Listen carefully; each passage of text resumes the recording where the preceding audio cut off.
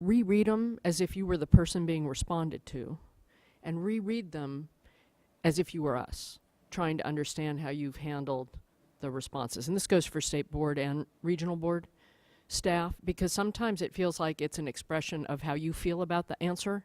I'm not, again, this isn't just you, but the first one on the list kind of set me off when I read it, where it said this was already answered in the sequence. I think it was the CASA comment. This was answered in go see appendix whatever, wherever it is.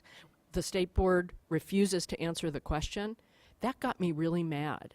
Me, because it was rude and it wasn't helpful to the, maybe the CASA knows what was in appendix 7. I don't. Do I have to go dig up appendix 7?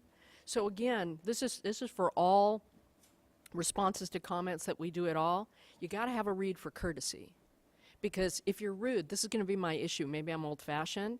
I'm going to get mad and assume you guys are being buttheads, and which is not what we want to convey as public officials, and especially in Region 3, which is against this hard-fought backdrop where there is a relationship issue that's particularly acute.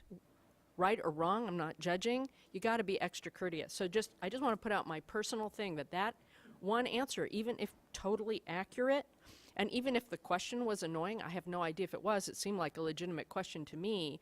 The legal thing that you didn't have to respond to the comment is never a way to frame it. So just my personal view. I then read the rest, and I read everything else, and you know, I think the other answers were actually quite helpful going through in a condensed way, but I just got to put out there, and I'm going to put it out there over and over again when it comes up, whether it's a region or state board or whatever, that courtesy has got to be the first thing, but also what is the purpose of the response to comments? It's to help the person who made the comment. It's to help us understand how you all are looking at a comment and give us some guidance as to where we want to dig deeper. And in this case, that first one gets a D. So, I give it a D only because it's maybe technically accurate, but I had to do that just so as a learning method also, because you're also trying to influence us, and that didn't make my job easier. So that, again, you don't have to respond. I'm just putting it out there. I put it out there in terms of how we deal with stakeholders on everything. But I couldn't let it pass without mentioning it, as long as you mentioned the CASA comment. So I need to respond a little bit, because I need to understand if we need to change on TMDLs. We normally say if that comment has already been responded to by the region, that we are not going to respond to it. That's what the direction that we give staff, because we get, if they've already had that comment addressed. So if we want to change that, we should get together and figure out how best to do that. I agree with you. We're not trying to be discourteous. We're trying to figure out, in this multiple public comment period that happens with TMDLs, it's different from most of the things you see where we are the primary responder. Right. And of course, then you have to respond in a very clear and concise way. But if the region's already done it, we have felt that the state board staff shouldn't redo that. You have to put something in there for it to be useful to me, or you have to give me all the other responses to comments. It's not useful for me. And the comment the state board refuses to answer is rude. Well, of course, I would never say that. That's what it said. I know. I agree with that. That's what I'm pissed off at. Discourteous is not appropriate. But I do think offering the regional board's responses to comments as an attachment to the current attachment, response to comments, that might be a way to go, and it's, Link it, I don't know, something. do it, and then you just have two documents to work with, rather than having to scrounge around. That would help. Okay. Or not know what the answer was without having to do a major expedition. We'll work on cutting and pasting. Or something, it doesn't have to be miles long. It just has to give me a clue.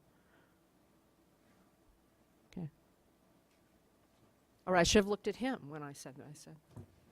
Oh, Okay, Thank you for your comment. just trying to be helpful. all right, thank you. Okay, so the next commenter was, the next comments were from California Farm Bureau Federation, and they concurred with comments from the pyrethroid working group, so I didn't elaborate on those comments there. but they also wish to remand the TMDL, so we noted that. The California Stormwater Quality Association, CASQA, wrote basically a letter in support of the TMDL and the statewide approach that we've acknowledged and the efforts that they've worked on previously to address these problems, and they're supportive of utilizing that we acknowledge that we need to address it through pesticide regulators as well as through stormwater programs. So, and the city of Santa Maria also supportive of the TMDL approach. We had one thing that we left out of the final basin plan amendment from the hearing, and we noted that in the response to comments that we're rectifying. So, then we had kind of extensive comments from the pyrethroid working group, and I outlined the whole list, and then I realized I'd need another quite a bit of time to go through it. So I think we've touched on a lot of their concerns already in them in the hearing. They were concerned about the pyrethroid criteria, and we've discussed that, how we apply that to the water concentrations, and we've talked about that. They were concerned about the data that we used, and that I haven't talked about, but I wanted to reassure the board that two programs, the data came out of two sources. One is the ag program that has, and then the other is we had contracted with UC Davis Granite Canyon Marine Lab to do monitoring prior to the TMDL to research things like the pyrethroid sources and sources of sediment toxicity, and all of that. All of these data sources are, have approved QAPs or swamp compatible, and then are now integrated into the swamp database. So there's, and they'll be utilized in the next 303D listing cycle. So they're all good sources, and so those are the kind of the main comments from them. EPA. Actually, before you move on, Sure. There was one other aspect of their comments which I was very interested in that you haven't mentioned, and I guess this could wait until Ms. Dunham makes her presentation, but just a flag for you that I really want to discuss the issue of the listing criteria, and I appreciate that in doing this TMDL, the regional board did not do a listing. Correct. But the end results are nearly the same. And so for me, as a matter of a policy issue, if the end results are the same, then shouldn't the listing criteria also be applied? So just a flag for you that that's an issue I will definitely want to explore in detail. Okay. Well, I can give you a little brief on it to preempt that, I guess, or Just to help it. yeah, to help that along. I did go through and look at other listings for pyrethroids and ways of analyzing it, and the listing criteria requirements, the listing policy, and the development of the TMDL. So, in the listing policy, you have to have some criteria to compare it to, or some numbers, and so the sediment toxicity levels of pyrethroids, the LC50s, are an appropriate way to evaluate sediment concentrations of pyrethroids. If there's and if they're above those levels, then we have an exceedance, and so that was one way it was analyzed.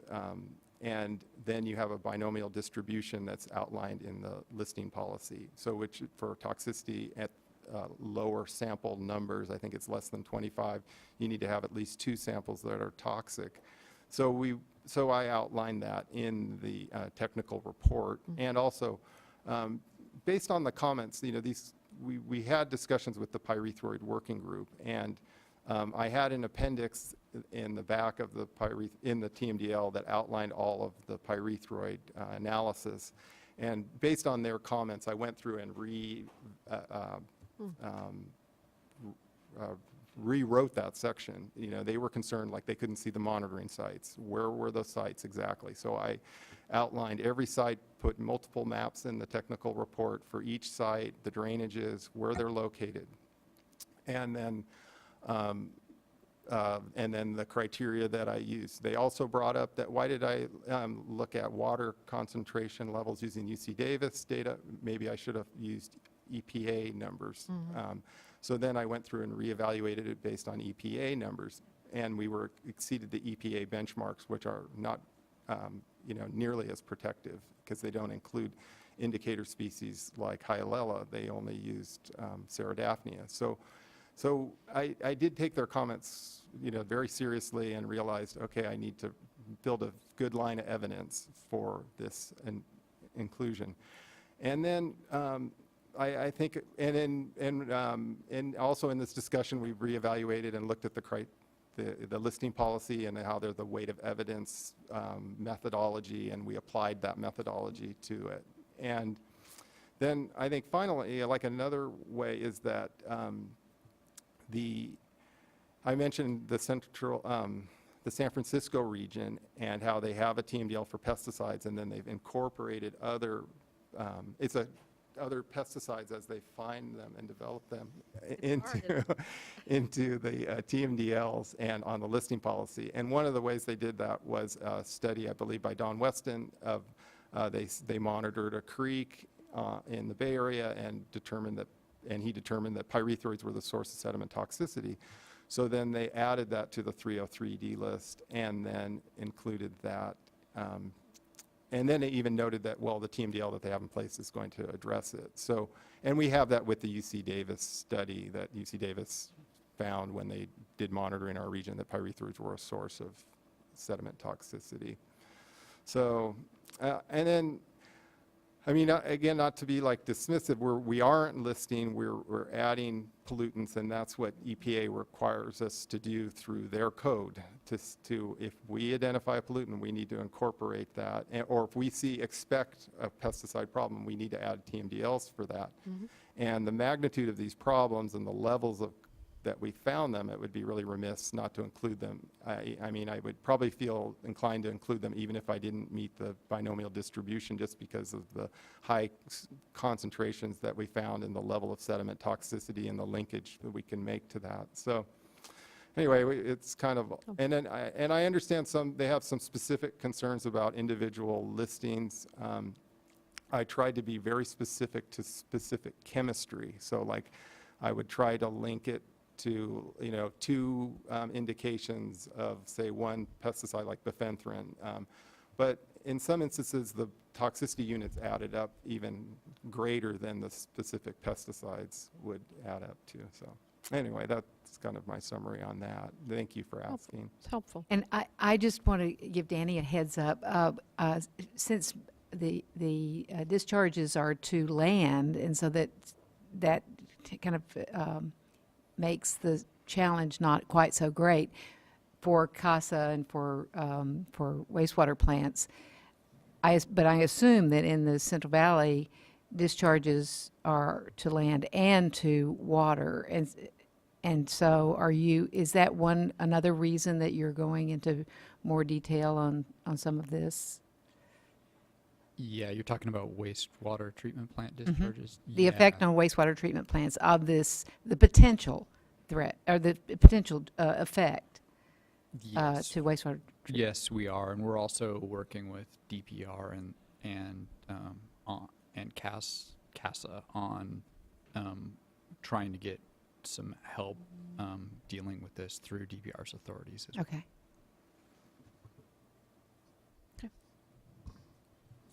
Okay. We had comments from EPA, and they were supportive of the broad range of pesticides we were addressing, as well as including toxicity into the TMDL.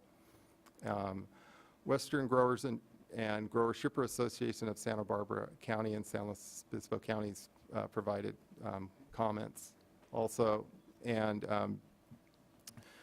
we've worked closely with them. They're our biggest ag representative, Grower Shipper Association in Santa Barbara County, and it's an important agricultural area. And they've had growers come to our hearings and our meetings, and they've been concerned about economic impacts from, particularly like chlorpyrifos use reduction and noted loss production. And we've noted that and worked with them to try to address those concerns. And also economically, they were concerned that we didn't, that the, loss of crop value, but we presented slides at the regional hearing and presented information on, from the county on crop values still maintaining high levels and production in the county overall. So it's probably maybe more localized grower problems that are occurring. So There was a point made too about unintended consequences and other problems that would emerge. And can you just remind me, now I'm doing yeah, well, how you and, dealt with that? Well, when you have a crop that's impacted by a pest, you're going to try other methods to keep that crop vital and get your production up. And one of those could be increased water use and fertilizer. Right, that was Also, you may need multiple other pesticide applications which have impacts, either increased fuel usage and things like that. So those are the That's interesting. concerns they're dealing with. So, and Well, it's definitely not static, that's for sure. what's that? Definitely not static in this world. Yeah, that's for sure. So, then they were concerned about the TMDL technical report presented information on kind of outdated pesticide use information. So the technical report. Much higher use.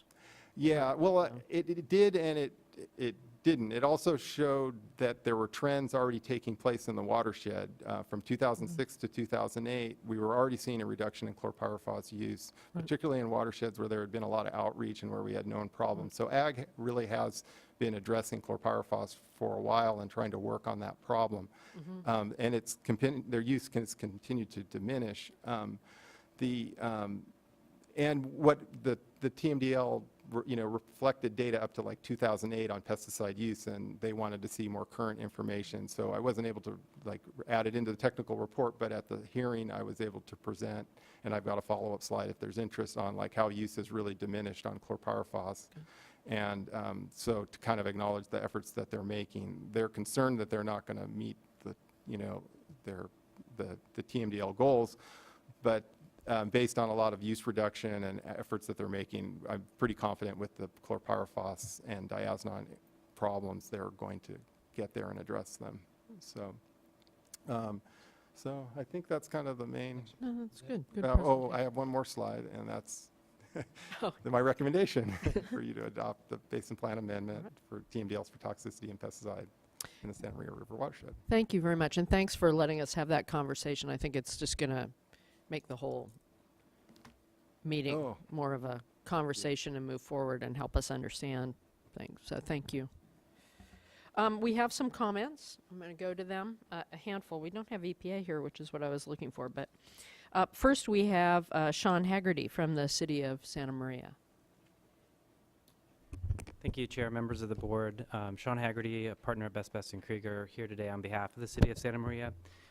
The board may remember that this is the third TMDL for the Santa Maria River area, the City of Santa Maria, in the last 18 months, and there's a fourth TMDL that's planned.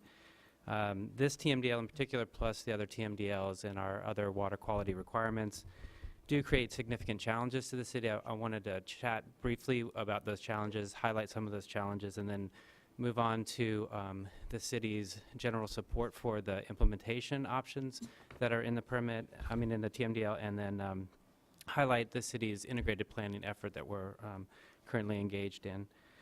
So with regard to the challenges, we've been before the board on numerous occasions talking about the unique drainage area in the city. The city has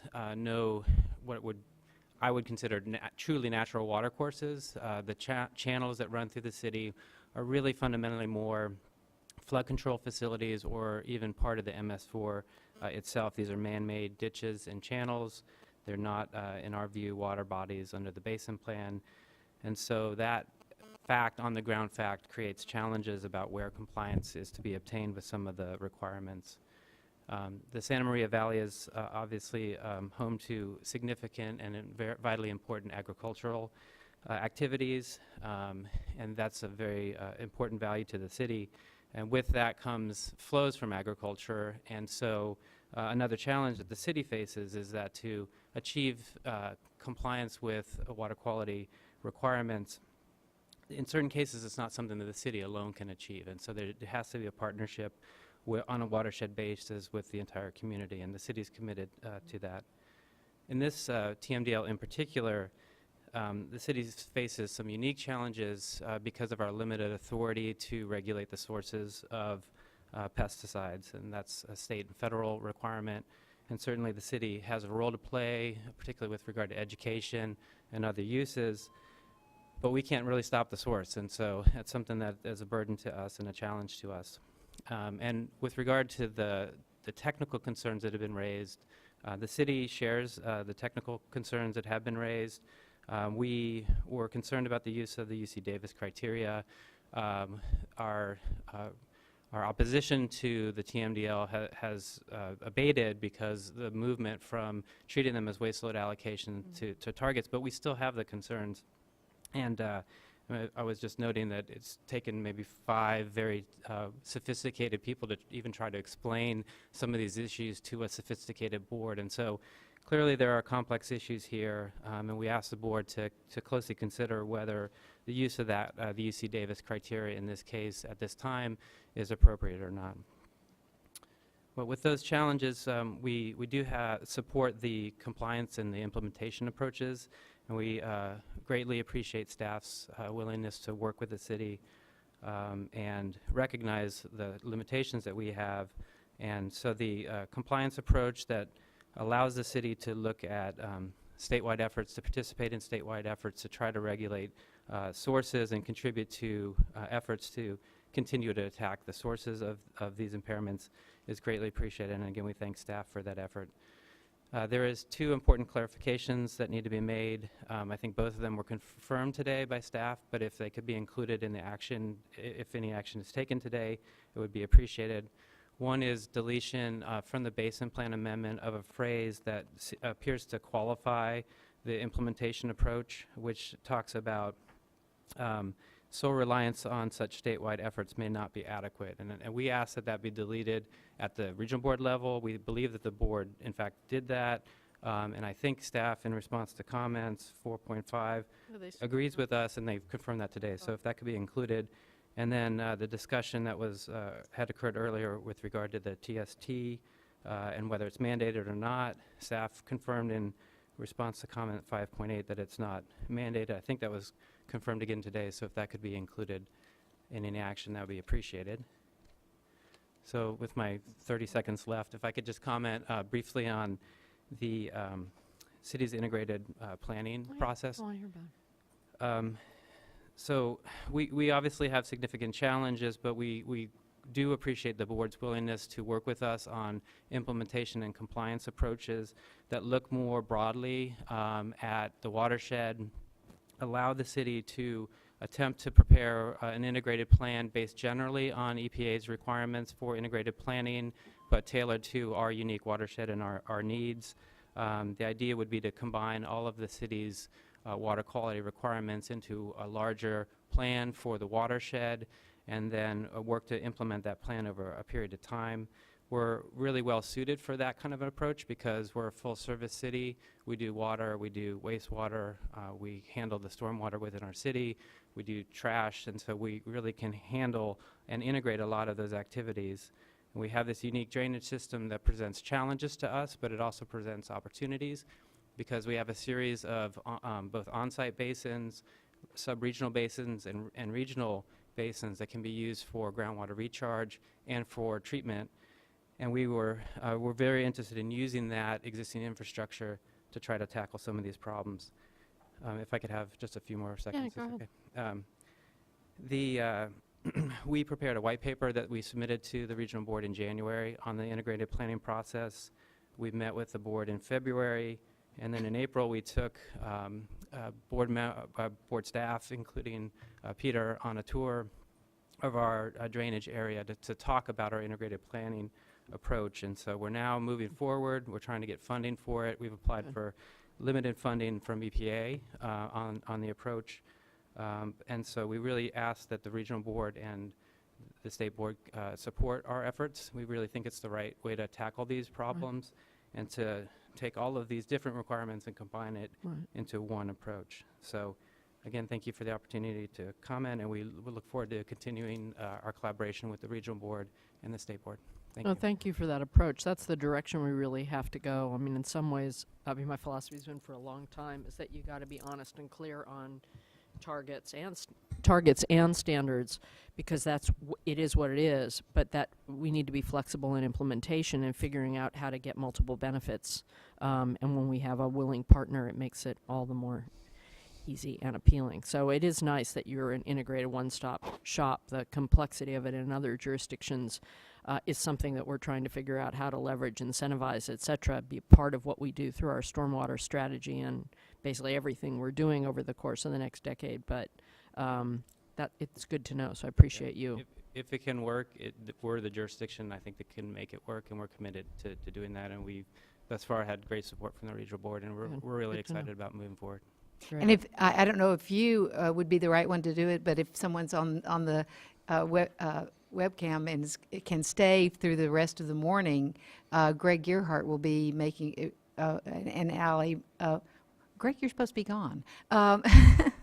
Anyway, they're going to be making a presentation on a work plan to do stormwater plans and efforts statewide. They'll be presenting toward the end of this morning. So your I'll project stay for is that. perfect Yeah, I'll stay. for them to know about and to participate in. Great, thank you. Right, Well, thank yeah, you. Yeah, and thank you, Mr. Haggerty. This is an area that I'm really excited about, seeing different places in the state embracing this integrated approach. And I think you're finding yourself at the cutting edge. I was going to ask you a question about phase 1 versus phase 2. Are you a phase We're 1? a phase 2 community. Phase 2. We're a large city, though. Right. But I think, we are separate, and that presents some opportunity. So we really can control a lot. But we are phase 2. And when we adopted the phase 2 general permit early last year, it was my impression and intent, and I thought all of our intent, through a certain provision to allow for multi-benefit planning and regional projects, to achieve multiple benefits. And also I point out last month, the Caltrans permit amendments to implement TMDLs in the Caltrans system throughout the state represented, in my mind, a step forward on integrating pollutant controls with using BMPs, and I think, the work you're doing to integrate can harmonize with some of those, what I think are regulatory innovations, so not just our phase 2 permit, but then this idea of addressing TMDLs and anticipating any TMDLs through a more integrated approach. So, you have my full support, and I want to come. I was going to This- say I sent the field trip. Yeah, we would be. I'm a happy liaison to organize Region a 3, trip. so Yeah. I should come visit and learn more about what you're up to, not just in this city, but working in the whole watershed with the agricultural cool. interests. It's Absolutely. wonderful. Thank you. Thank you. Thanks. Next we have Don Weston from UCB. Thank you for joining us. This is like a Woody Allen movie where the guy who was mentioned is sitting back there. That's very good. I like that. I noticed I like when that and happens. I get a little nervous when my name's mentioned and what's coming next, but It's good you were here. that one was harmless. Yeah, so I am an emeritus adjunct professor at University of California, Berkeley. I teach a course there on environmental toxicology for about the past, since 2003. So about the past 10 years, I've been working almost entirely on pesticide impacts on aquatic life, in large part on pyrethroids. I've got 70 peer-reviewed publications, and 34 of those are on pyrethroids. So I've reviewed the public comments and the staff's response to those comments, and there were two issues that were touched upon that I think address areas in which I have the expertise to comment on, and I wanted to address those. They're both comments raised by the attorney representing Pyrethroid Working Group, the coalition of the pyrethroid registrants. The first issue pertains to measuring pyrethroid toxicity with a crustacean known as Hyalella. It's a small shrimp-like organism, about a 1/4 inch long. It's widely used in environmental monitoring. And the registrants argue that the concentrations of pyrethroids that we believe to be harmful and that are used in development of the TMDL are based on testing with lab-raised Hyalella. The registrants argue that field populations of Hyalella are less sensitive, and they believe that the tolerance of the field populations, rather than those of the lab, would be a more environmentally relevant benchmark to use in developing numeric targets. To address that, I'm sure you're all familiar with the concept of antibiotic resistance, right? You use antibiotics too much, you kill off 99% of the bacteria, but the 1% that remain have some genetic Right. mutation that allows them to survive. They proliferate, they become your population, and the antibiotic loses its effectiveness. So they're unusually sturdy. Pardon? They're unusually sturdy. Yes. All right. Yeah. In a paper that we recently published and was also cited in the staff's response to comments, we have shown the same thing has happened with Hyalella and pyrethroids. Hyalella living in waterways with a history of pyrethroid exposure, whether urban or agriculture, have a mutation in their DNA that provides resistance to those pyrethroids. These populations can tolerate pyrethroid concentrations hundreds of times higher than what a Hyalella that hasn't had no prior exposure to pyrethroids can tolerate. We don't see this in all wild populations. If we go to undeveloped areas, fairly remote areas without much either urban or agricultural influence, the wild populations of Hyalella there are just as sensitive as their lab populations. So it's the difference in sensitivity is not, as the registrants portray it, between the sensitive lab populations, they would say perhaps overly sensitive lab populations, and the insensitive field populations. The distinction is really between populations that have a history of pyrethroid exposure and have developed and have had mutations selected for providing resistance to that exposure, and populations that have had no history of exposure.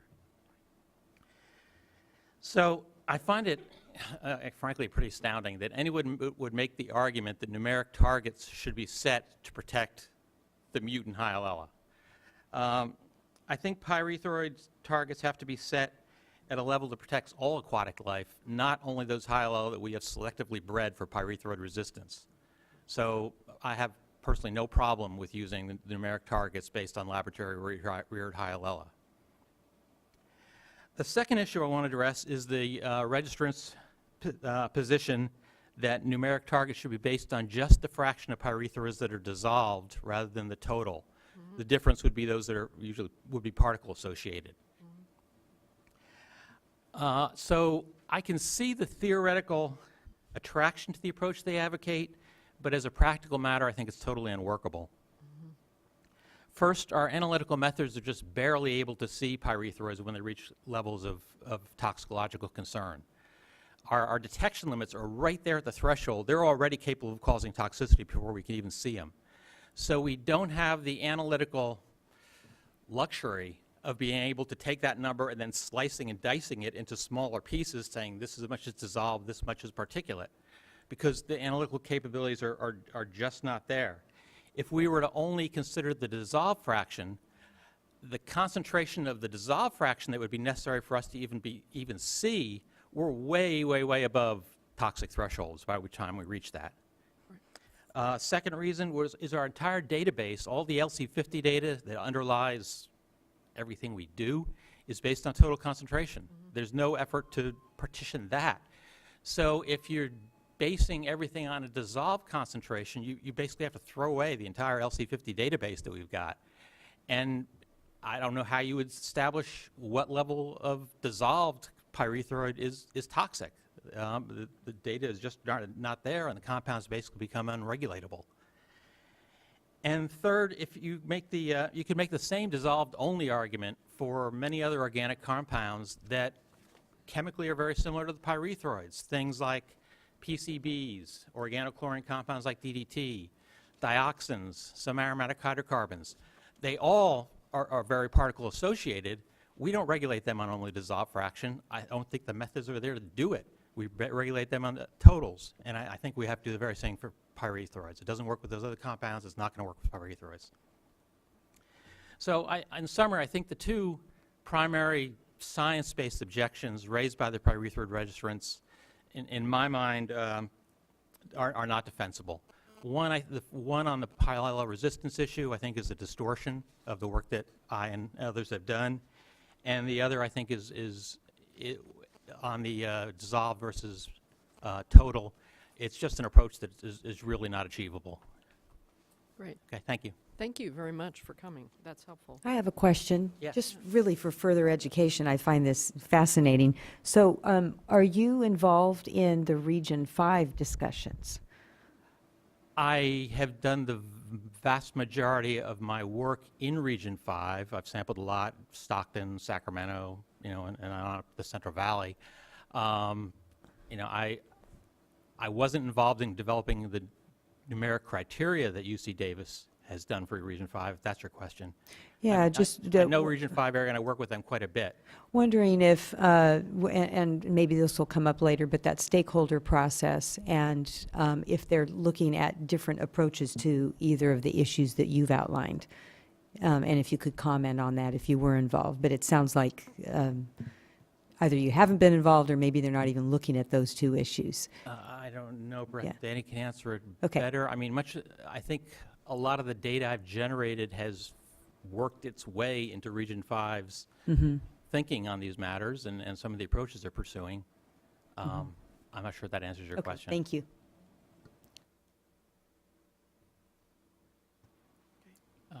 Thank you. More? Did you feel like you had your question answered, or? Add, go ahead. So, yeah, Dr. Weston's work is the basis for, work that he was involved in is the basis for a lot of the pyrethroid 303D listings that we're working on in Region 5 right now. But he wasn't involved in the criteria. That was a different university. Okay. Thank you. Thank you. Next, Dave Tamayo from Casqua.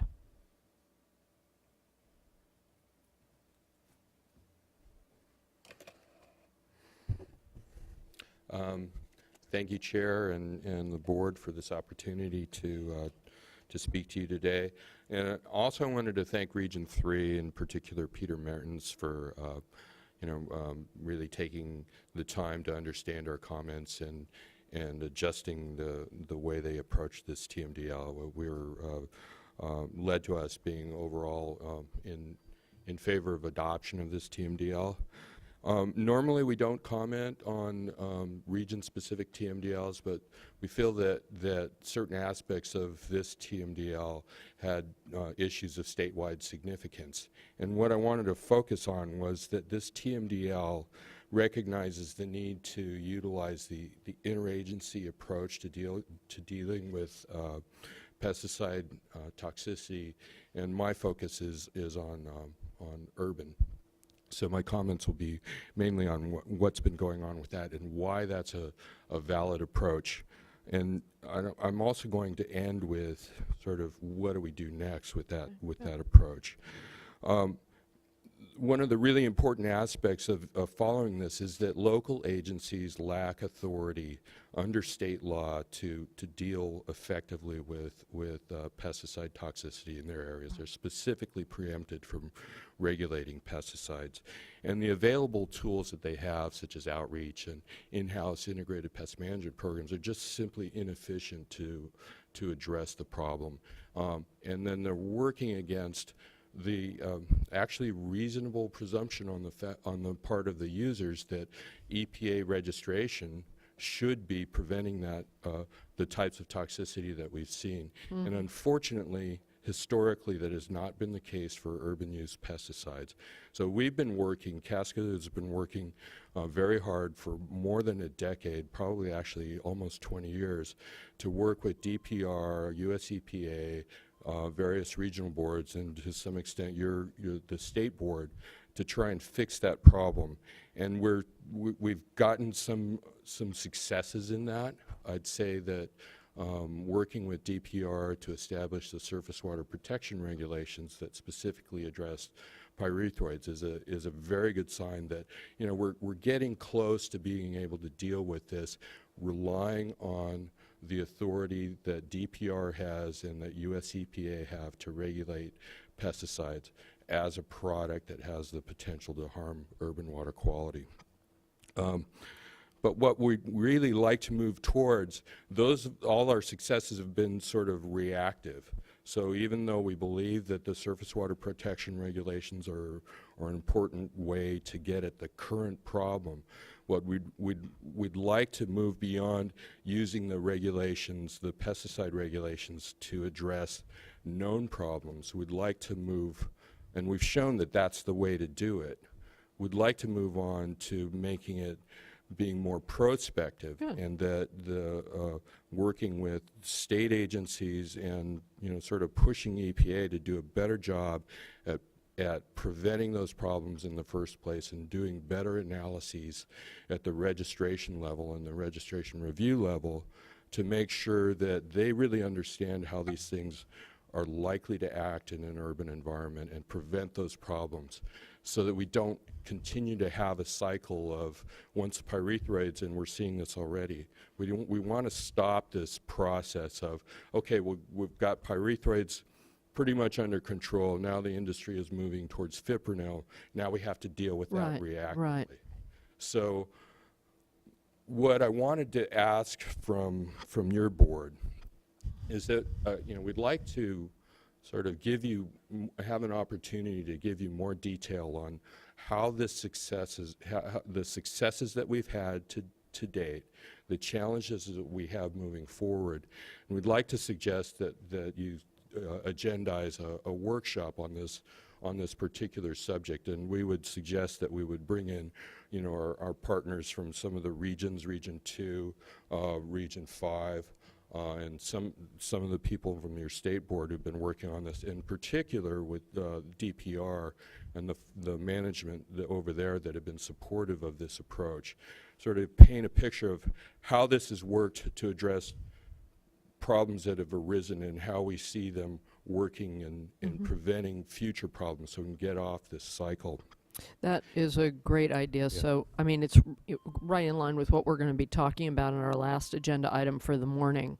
Happy to help bring in US EPA as well. It's one of the more frustrating areas of environmental regulation. So the idea of getting ahead of the curve and just thinking about this collectively is a great one. So the form, but Jonathan, let's just be sure we set up a quick follow-up with you to even talk about how we might do this. I'm sure Fran would want to join, as she worked with DPR on their lawn symposium, sort of one of the other pieces of how do we get ahead of the curve on the stuff that's running out into city streets that the cities are stuck being the housekeepers for, quite apart from their own Yeah, that's right. volition. So we're all there. So the true source control, and also, I mean, I expand that to other sister agencies such as DTSC in terms of product registration. yeah. So, this is a bigger issue of true source control. So let's do a quick follow-up, and I'm sure at least two of us, because you can't have more than two of us at a time, will participate.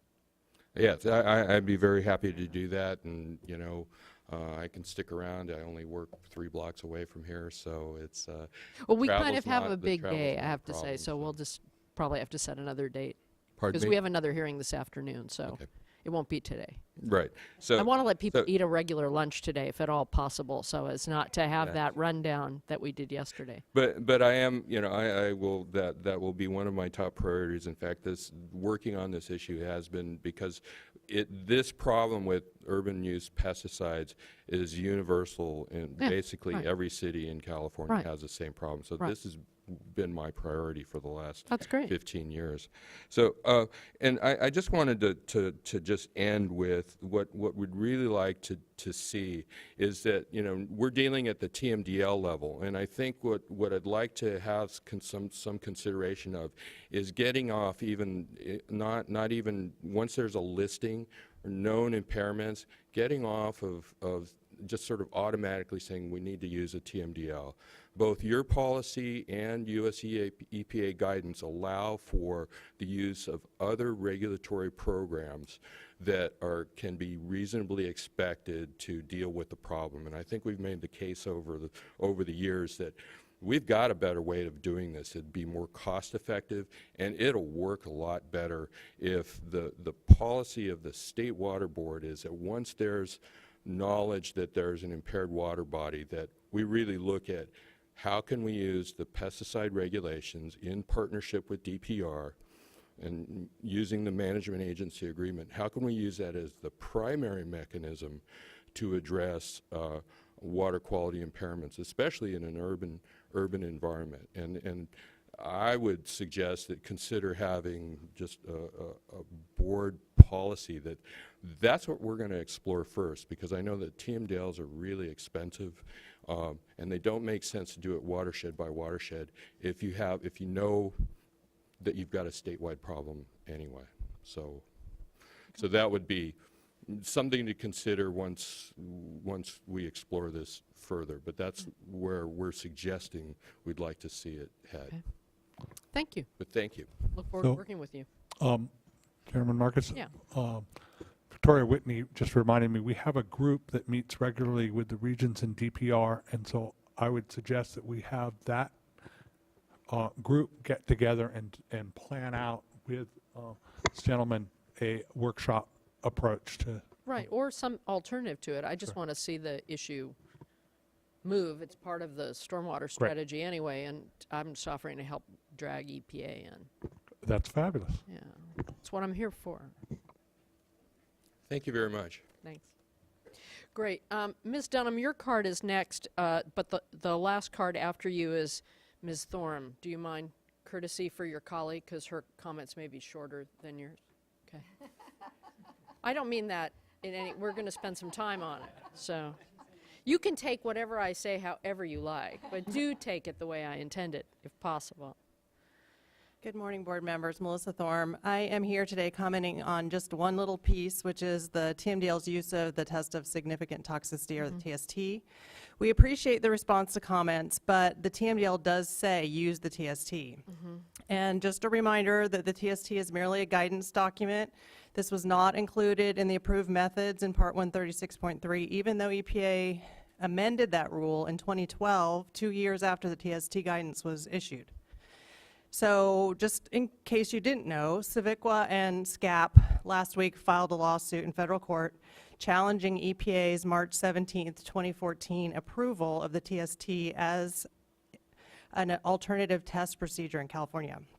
And the reason is we think this was unlawful and skirts the public participation requirements and the notice and comment rulemaking that's required under the APA. In that litigation, EPA has already filed a brief that said the use of the 2 concentration TST was not a mandate, despite language in that letter that would say otherwise. And they said the state is free to provide regulated entities with a choice of which test to use. And this is very important because the TST is more costly.